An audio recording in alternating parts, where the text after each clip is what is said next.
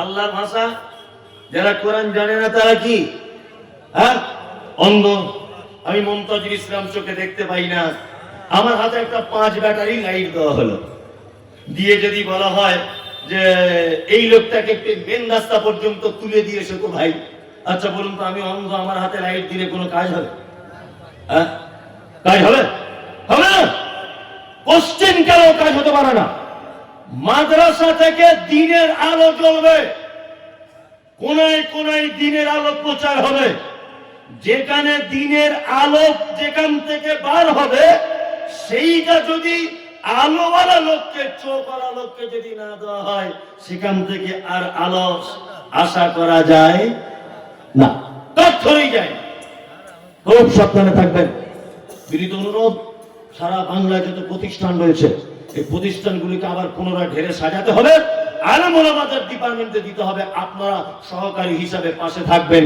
এইটাই পদ্ধতি যদি করেন, তাহলে আল্লাহ সুবহানাহু ওয়া তাআলার কথা অনুযায়ী অবশ্যই এই জ্ঞান চারিদিকে আলো ছড়িয়ে দিবে, কোনো সমস্যা নেই।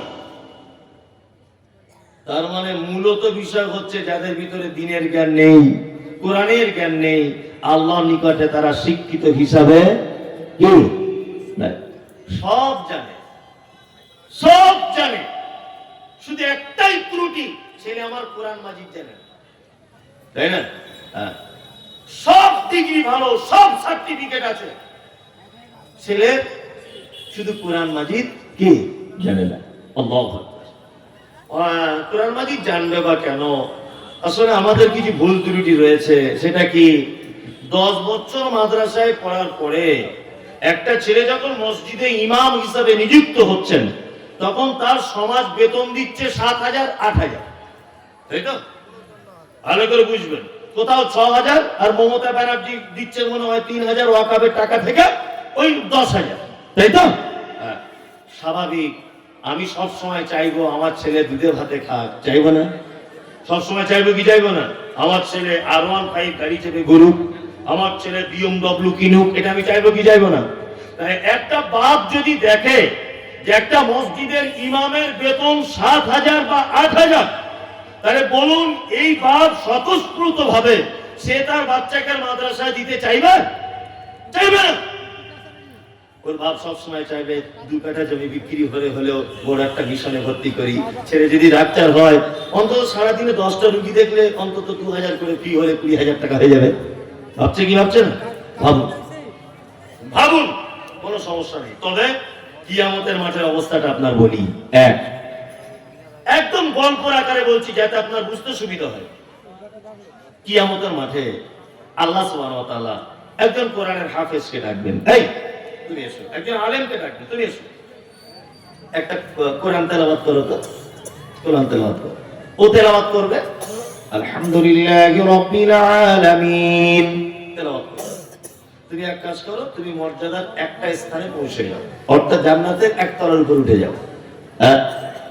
তার আয়াত যেখানে শেষ হবে সেখানে তার কি থাকার জায়গা হবে।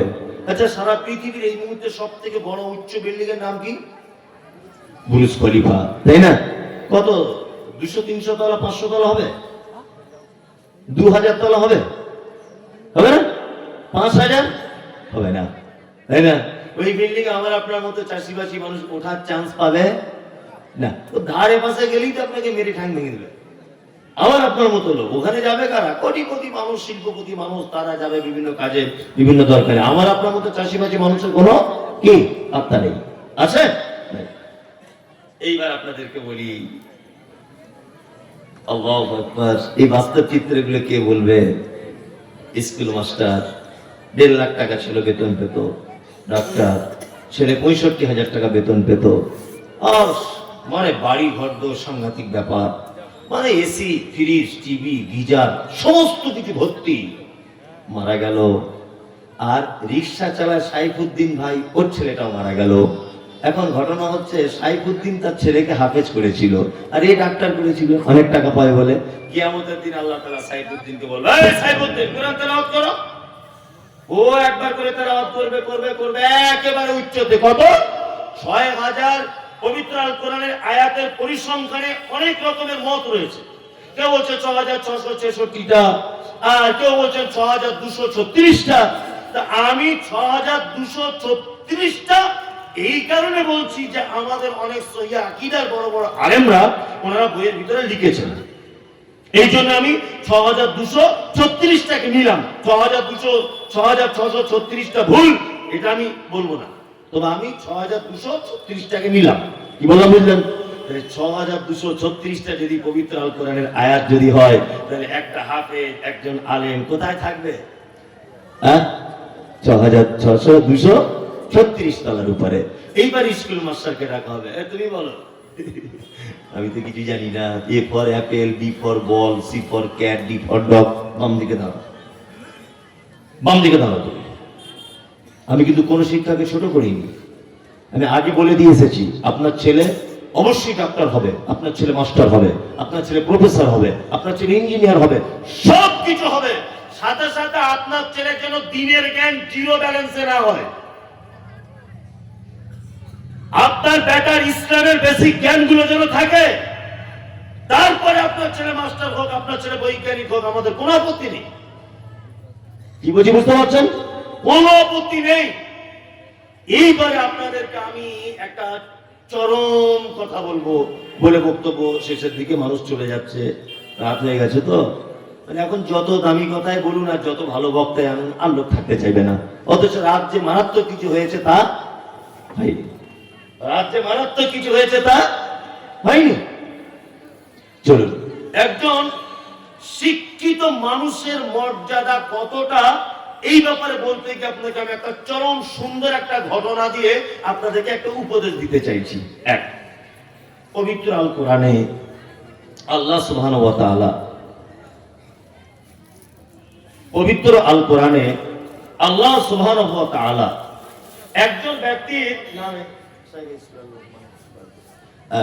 একজন ব্যক্তির নামে একটি সূরা অবতীর্ণ করেছেন। সূরাটির নাম কি? একজন মানুষের নামে। কি নাম? সূরা লোকমান। সূরা লোকমান কে ছিলেন? লোকমান নামক লোকটি কে? আপনারা জানেন যে দক্ষিণ আফ্রিকাকে বলা হয় দুর্ভিক্ষের মহাদেশ, তাই তো? এই দক্ষিণ আফ্রিকার একটি শহরের নাম হচ্ছে হাবাসা, যেটা আমরা হযরতে বেলালের সম্পর্কে বলি হাবশি দেশের মানুষ। আসলে জায়গাটার নাম হাবশি নয়, হাবাসা। বর্তমানে যার নাম হচ্ছে ইথিওপিয়া। কি বললাম বুঝলেন? এই ইথিওপিয়া নামক জায়গাতে জন্মগ্রহণ করেছিলেন কে? হযরতে লোকমান। আল্লাহু আকবার। হযরতে লোকমান জন্মগ্রহণ করেছিলেন কোথায়? ইথিওপিয়া। পেশায় তিনি কি ছিলেন? না, পেশায় তিনি বকরি চড়াতেন ছোটতে। তারপরে তিনি কি করতেন? না, তারপরে তিনি কাঠের ফার্নিচারের ভালো মিস্ত্রি ছিলেন। যদি বলছেন এগুলো আপনি কোথা থেকে বলছেন, তাফসীর ইবনে কাসির খুলে দেখুন, একদম এই কথাগুলি আপনি পেয়ে যাবেন। উনি এত জ্ঞানী মানুষ ছিলেন, এত জ্ঞানী মানুষ ছিলেন লোকমান। একদিন উনি বকরি চড়িয়ে বাড়ি এসেছেন। মালিক জিজ্ঞাসা করছেন, লোকমান, আচ্ছা তোমার সম্পর্কে তো সবসময় শুনি যে তুমি নাকি খুব জ্ঞান চর্চা করো এবং তুমি খুব জ্ঞানী। ছাগল চড়ানোর মাঝে মাঝে তুমি মানুষদেরকে একত্রিত করে তুমি কখনো কখনো মানুষকে জ্ঞান দাও, উপদেশমূলক কথা বলো। তোমার জ্ঞানের গভীরতার আজকে পরীক্ষা রয়েছে। লোকমান, বলো তো আজকে রান্না কি হয়েছে? বলছে আজকে বাড়িতে বকরি রান্না হয়েছে। মালিক তখন বলছে, লোকমান, বকরির শরীরের দুটি উৎকৃষ্ট অঙ্গ আমাকে এনে দাও, আমি আজকে খাবো। লোকমান হাকিম কি করলেন? প্লেটে করে জিহ্বা আর হৃৎপিণ্ড এই দুটোকে প্লেটে করে পেশ করলেন। ঠিক আছে, কিছুদিন পর আবার মালিক বলছে, লোকমান, আজকে বাড়িতে কি রান্না হয়েছে? বলছে আজকে বকরি। বলছে আজকে বকরি সব থেকে নিকৃষ্ট দুটি অঙ্গ আমাকে দাও। আবার পেশ করলেন কি? জিহ্বা আর হৃৎপিণ্ড। মালিক একেবারে উচ্চ কণ্ঠে লোকমানের দিকে তাকিয়ে বলছে, লোকমান, তুমি আগের দিনে বললে সব থেকে উৎকৃষ্ট এই দুটো, আবার আজকে বলছো সব থেকে নিকৃষ্ট এই দুটো, এটা কেমন করে হয়? লোকমান তখন বলছেন, মালিক, কোন মানুষের যদি এই দুটো জায়গা ভালো হয়ে যায় তবে সে অরিজিনাল ভালো লোক। কোন মানুষের যদি এই দুটো জায়গা খারাপ হয়ে যায় তাহলে সে লোক খারাপ লোক। খারাপ লোক না। সারা পৃথিবীতে যত বিপর্যয়, যত মারামারি, যত সাম্প্রদায়িকতা, যত যা কিছু, সমস্ত কিছুর মূল্য হচ্ছে এই দুটো জায়গা। এই দুটো জায়গা না। আপনাদেরকে একটা জিনিস বোঝাই। আমি রাস্তা দিয়ে আসছি, পিছন দিয়ে একজন আমাকে বলছে একটু দাঁড়ান তো। আমি দাঁড়িয়ে গেলাম। এবার একটা গাল দিয়ে বলছি, আপনারা গালটা কিছু মাইন্ড করবেন না, বোঝানোর জন্য। একটু দাঁড়ান তো, দাঁড়িয়ে গেলাম। পিছন দিক দিয়ে আরেকজন এসে বলছি শালার বেটা শালা একটু দাঁড়াতো। আচ্ছা বলুন তো, যদি আমার শালার বেটা শালা বলে তাহলে আমি রেগে যাবো না আনন্দ করে বলবো আসসালামু আলাইকুম? কোনটা? রেগে যাবো। রেগে গিয়ে ঘুরে ঠাস করে একটা মারবো কি মারবো না? মারবো। আগের লোকটা কি বলেছে? দাদা একটু দাঁড়ান তো। এটা একটা কথা। আর ও পিছন দিক দিয়ে আমাকে বলছি শালা একটু দাঁড়াতো। তাহলে আমার রাগ হবে কি হবে না? হবে। আমি যখন রেগে ওকে একটা চড় মারলাম, ও আমাকে একটা মারলো। আমি একটা ঘুষি মেরে দিয়েছি, ও আমাকে একটা ঘুষি মেরেছে। দুজনে কস্তা কুস্তি চলছে আর কি, বুঝলেন না? এখন ওর বেটা আসছিল মোটর সাইকেলে করে, দেখছো রে বাবা মমতাজুল আমার বাপকে মারছে। নেমে গেল গাড়ি থেকে, নেমে ওর বাপের পক্ষ নিয়ে এবার দুই বাপ বেটা আমাকে মারছে। আমার তিনটে ছেলে আসছিল মোটর সাইকেলে করে, আমার তিনটে বেটা একসাথে আসছিল। এসে দেখছি এরা দুই বাপ বেটা আমার বাপকে মারছে। নেমে গিয়ে আমার তিনটে বেটার আমি কজন হলাম? চারজন। চারজন। এবার ওদের তিনজনকে মারছি আমরা, ওদের দুজনকে মারছি। তাহলে জিতবে কে? আমি জিতবো। মারপিট এমন পর্যায়ে পৌঁছে গেল, সন্ধ্যা 7টায় দেখছি থানার পাড়া হাসপাতালে দুজন পাশাপাশি বেডে শুয়ে আছি। মামু তোর কি অবস্থা? আমার বলিস না ভাই, তোর বলছে আমারও তাই। আচ্ছা বলুন তো, হাসপাতালের বেড পর্যন্ত পৌঁছাতে প্রথম অপরাধ কে করেছে? কে? এই যে দাদা একটু দাঁড়ান, শালা একটু দাঁড়ান, দুটোর মধ্যে ডিফারেন্স নেই? আছে? আছে। কি বললাম বুঝলেন? আর কিছু মানুষ আছে তাদের এই জায়গাটা খুব অসুখ। ওই জন্য আল্লাহ সুবহানাহু ওয়া তাআলা পবিত্র আল কোরআনের ভিতরে বলছেন, ওয়ামিনান নাসি মান ইয়াকুলু আমান্না বিল্লাহি ওয়া বিল ইয়াউমিল আখির ওয়া মা হুম বিমুমিনিন। কিছু মানুষ রয়েছে তারা আপনার কাছে এসে বলবে আমরা আখিরাতের প্রতি ঈমান রাখি, আল্লাহকে বিশ্বাস করি, কিয়ামতকে বিশ্বাস করি, সবকিছু করি, তারপর আল্লাহ তাআলা তাদের ব্যাপারে বলছেন ওয়া মা হুম বিমুমিনিন। একদম তারা মুমিন নয়, তারা সব কি? মুনাফিক। আর মুনাফিক লোকের সবথেকে বড় একটা চিহ্ন, হাদিসের পরিভাষায় বাহ্যিক দৃষ্টিতে তার চারটে গুণ আছে। কটা? চারটে, তাই তো? তিনটে একটা হাদিসে, আর একটা হাদিসে একটা শব্দ বাড়ানো আছে, ঝগড়া হলে গালাগালি করে। যাই হোক, মুনাফিকের এটা হাদিসের দৃষ্টিতে, বাহ্যিক দৃষ্টিতে একটা মুনাফিক চিনতে গেলে কটা গুণ? চারটে, তাই তো? কিন্তু আভ্যন্তরীণ অনেক গুণের ভিতরে একটি গুণ রয়েছে মুনাফিকের। মুনাফিকের এই জায়গাটা খারাপ। কিছু লোক আছে না, দেখবেন আসসালামু আলাইকুম, মৌলভী সাহেব আপনার মতো লোক হয় না। কি বললাম বুঝলেন? আপনার মতো লোক হয় না। এই কথাটা বললো কখন? ফজরের নামাজ পড়ে। ফজরের নামাজ পড়ে ইমাম সাহেবকে বলছে, সত্যি এর আগে যত ইমাম সাহেব হয়েছে আপনার মতো কোরআন তেলাওয়াত আল্লাহু আকবার এত মধুর লাগে, খুব পছন্দ আমার। আমি আগে ফজরে কম আসতাম, এখন আপনি কোরআন তেলাওয়াত করেন বলে আমি আর ঘুমিয়ে থাকতে পারি না, উঠে চলে আসি। ও মিষ্টি মিষ্টি করে বললেন। ইমাম সাহেব নতুন নতুন এসেছিল, প্রশংসা করে গেলেন, একটু পুরাতন হয়েছে।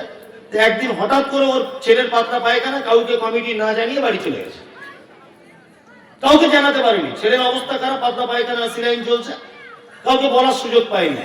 যে লোকটা ফজরের নামাজের পর ইমাম সাহেবের প্রশংসা করছিল, কি বললাম বুঝলেন? ওই লোকটা এসে দেখছে জোহর ইমাম সাহেব নাই, অন্য একজন নামাজ পড়াচ্ছে। আর যে নামাজ পড়াচ্ছে ও তার পাশের বাড়ির মহাশত্রু। কি বললাম বুঝলেন? ও তখন কমিটিকে চিঠি কল করে হোক আর মসজিদে চিল্লে চিল্লে দিয়ে বলছে সব ভালো, ইমাম সাহেবের কোরআন কোরআন পড়া সব ভালো, কামাই করে, একে না রাখাই ভালো। ভালো করে বুঝবেন, মসজিদে সবার পক্ষে বিপক্ষে দুই চারটা লোক থাকে, ওর পক্ষে মানে ইমাম তাড়াতে হবে, এই দলে 4-5 জন ওনার দলে হয়ে গেছে, তাই তো? ইমাম সাহেব যখন এসছে তখন লাল রুমালটা এরকম করে দিয়ে বলছে খুব অবস্থা খারাপ। কেন? আপনার বিপক্ষে কিছু লোক দাঁড়িয়ে গেছে, আপনার মনে হয় চাকরি আর থাকবে না, অথচ ও হচ্ছে পাক্কা মুনাফিক, ও প্রথমে উৎপত্তি করেছে ঝামেলা। কি বলছি বুঝতে পারছেন না? এরকম লোক আপনাদের এদিকে নেই অবশ্য, আছে না? আচ্ছা, কিন্তু ওটা আপনাদের মুখ থেকে শুনতে চাইছি, আমি বলবো না, বুঝলেন না? সব জায়গাতে একই অবস্থা, একই অবস্থা। এই জায়গাটা খারাপ, যে তার সঙ্গে মিশবেন না। সামনে সালাম আলাইকুম, আর পিছনে আপনার বিপদের জন্য সে কি বিপদের জন্য কামনা করে, তার সঙ্গে মেশার দরকার নেই, একদমই না। তা লোকমান হাকিম ছিলেন খুব বিচক্ষণ মানুষ, সব জ্ঞানী মানুষ। আল্লাহ সুবহানাহু ওয়া তাআলা তার জ্ঞানটাকে এত বেশি পছন্দ করলেন যে তার নামে একটা পবিত্র কোরআনে টোটাল সূরাই নামকরণ করে দিলেন। সুবহানাল্লাহ, সুবহানাল্লাহ। লোকমান হাকিমের দেখতে কেমন ছিল? তাফসীর ইবনে কাসিরের ভিতরে বলা হচ্ছে যে দেখতে ছিল ঠোঁটগুলো মাটির দিকে ঝোলা, আর আফ্রিকানদের মাথার চুল তো কেমন জানেন, পাখির ভাষার মতো কালো কুচকুচ কুচকুচ কুচকুচ ছিল। তার মানে এর থেকে বোঝা যায় মানুষের সম্মান বংশের কারণে বাড়ে না, মানুষের সম্মান তার রূপের কারণে বাড়ে না, মানুষের সম্মান তার অর্থের কারণে বাড়ে না, মানুষের সম্মান তার আভিজাত্যের কারণে বাড়ে না, মানুষের সম্মান বাড়ে তার শিক্ষাতে। তার দৃষ্টান্ত পৃথিবীর অতুলনীয় ব্যক্তি, যার নাম আল্লাহ সুবহানাহু ওয়া তাআলা পবিত্র আল কোরআনে বর্ণনা করেছেন। তিনি কে? লোকমান। দেখতে কালো কুচকুচে, ঠোঁট মোটা, ভুরু মোটা, চোখের মাথার চুল পাখির ভাষার মতো, কিন্তু আল্লাহ সুবহানাহু ওয়া তাআলা এত মর্যাদা দিয়েছে তার জ্ঞানকে যে তার নামে একটা সূরা পর্যন্ত অবতীর্ণ করে দিয়েছেন। কি বললাম বুঝলেন? তার মানে জ্ঞানী মানুষ কানা হলেও তার মর্যাদা কি?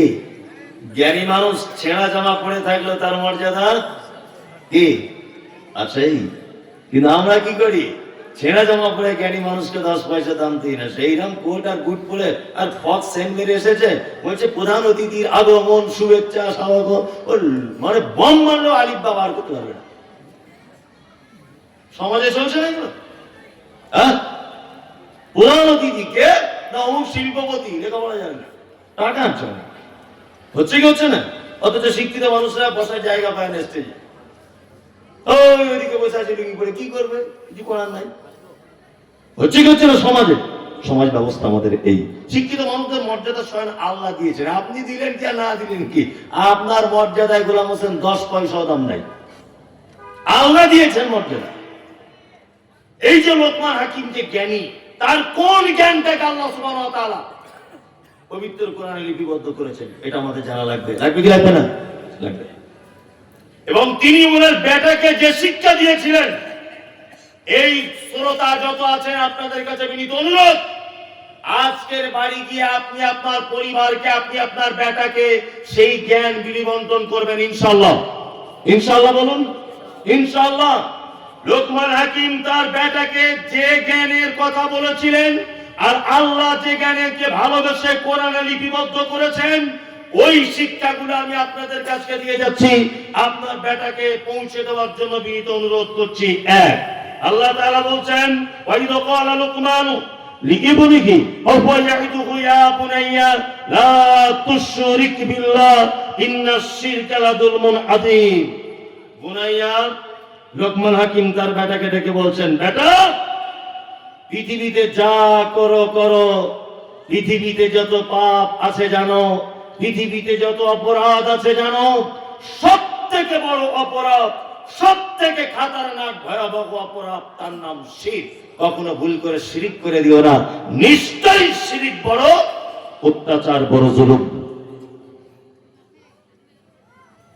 তার মানে আমাদের জীবনের সব থেকে বড় শিক্ষা হচ্ছে এই যে আমাদের প্রত্যেক পরিবারকে শিরক মুক্ত পরিবার গড়ে তুলতে হবে। এটাই আপনার জীবনে আজকে প্রথম শিক্ষা। শিরক মুক্ত কি করতে হবে? পরিবার গড়ে তুলতে হবে। শিরকের সঙ্গে আপনার পরিবার কখনো আপোষ করবে না, আর আপনিও কোনোদিন করবেন না। শিরক বোঝেন তো?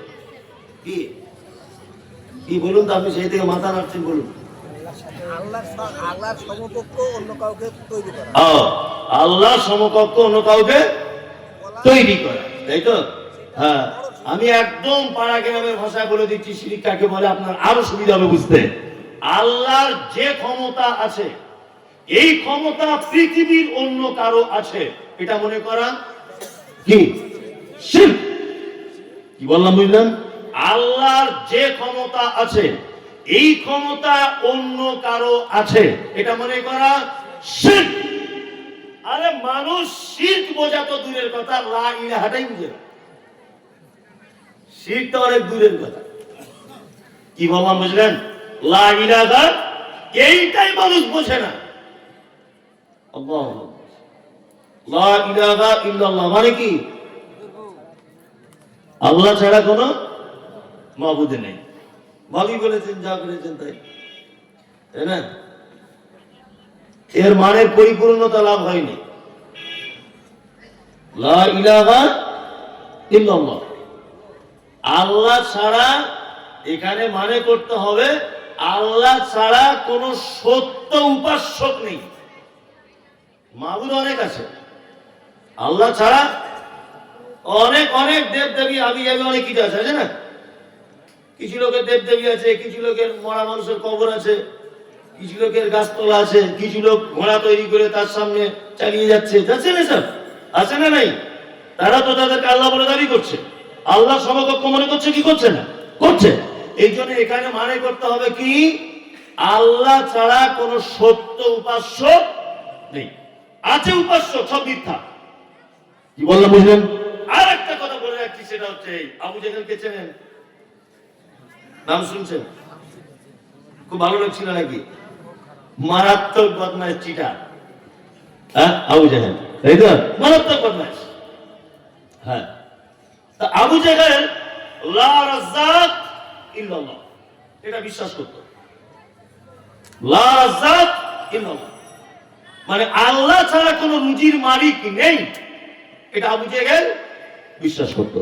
লা খালিকা ইল্লাল্লাহ, আল্লাহ ছাড়া কোনো সৃষ্টিকর্তা নেই, এটা বিশ্বাস করত কে? আবু জেহেল। রাত দিনের বিবর্তনের মালিক কে? আল্লাহ, এটা বিশ্বাস করত কে? আবু জেহেল, তাই না? আবু জেহেল একটা জিনিস বিশ্বাস করত না, কি? লা ইলাহা ইল্লাল্লাহ, আল্লাহ ছাড়া কোন সত্য উপাস্যক নেই, এইটা আবু জেহেল বিশ্বাস করত না। আবু জেহেল বলতো, মুহাম্মদ আল্লাহ সব ক্ষমতার মালিক, এটা আমি জানি, তবে তুমি যাই বলবে বলো, আল্লাহর কাছে ডাইরেক্ট পৌঁছানো যায় না। 360টা দেব দেবীর মাধ্যম দিয়ে আল্লাহর কাছে পৌঁছাতে হবে, ভায়া হয়ে যেতে হবে, তাই না? আমাদের বর্তমান মুসলমানদের কিছু এরকম আকীদা, এরকম বিশ্বাস আছে না নেই? আছে? বলছে আল্লাহকে ডাইরেক্ট ডাকা যাবে না, যতই হুজুর হও ভায়া হয়ে না ছাড়া পাবে না।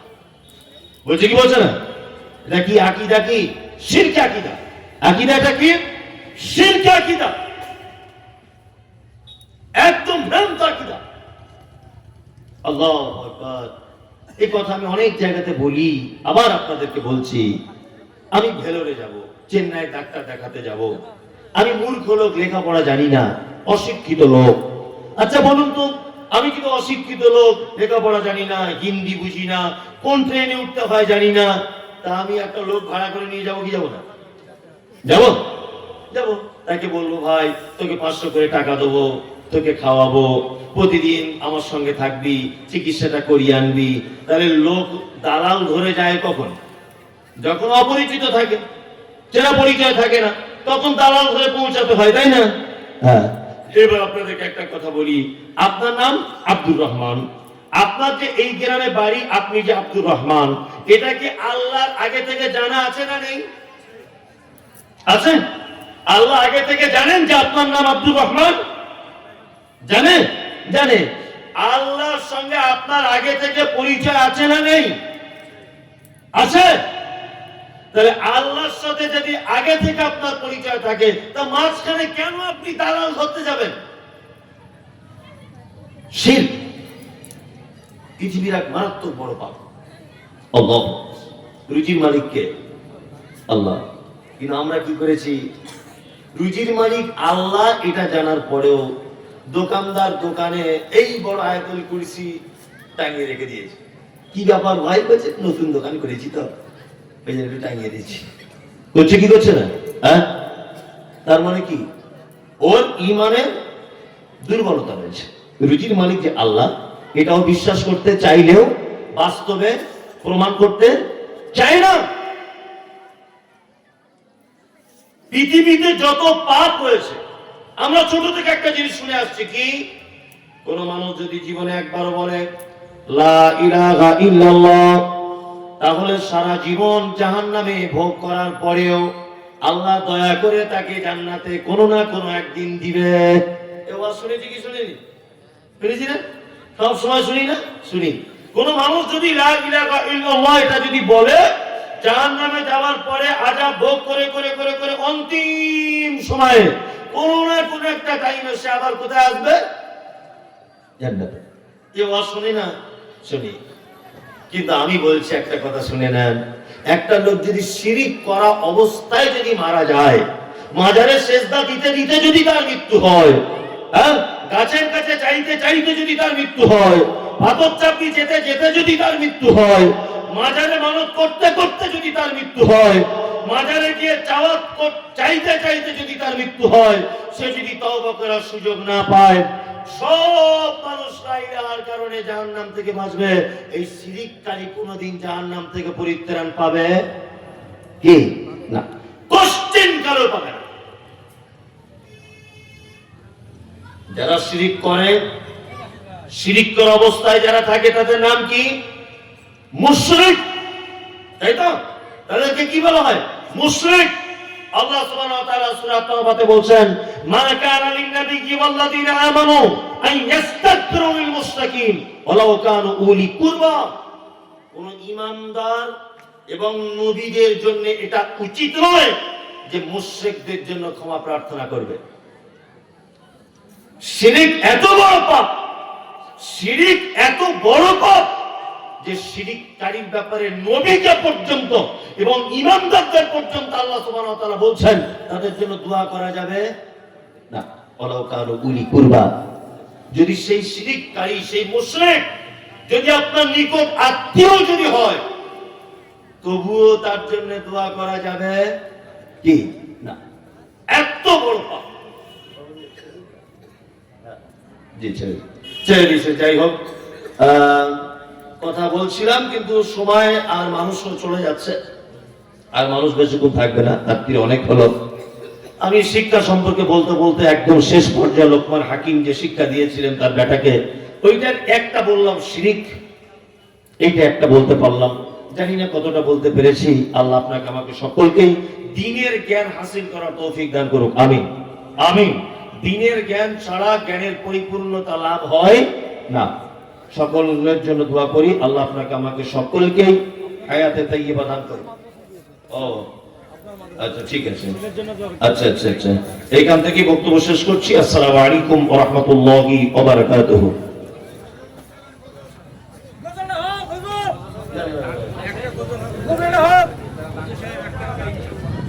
এই 300 টাকা কি একজন আমাকে দিয়েছে? আপনার মাদ্রাসায়।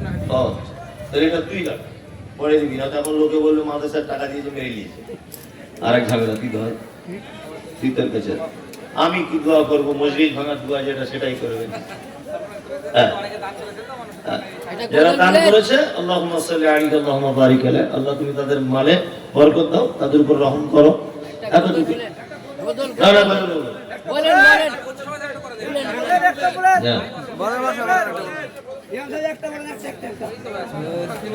আদেশ করিল আল্লাহ পবিত্র কোরআনে, আর বিবাহ করিতে যত আদম সন্তানের।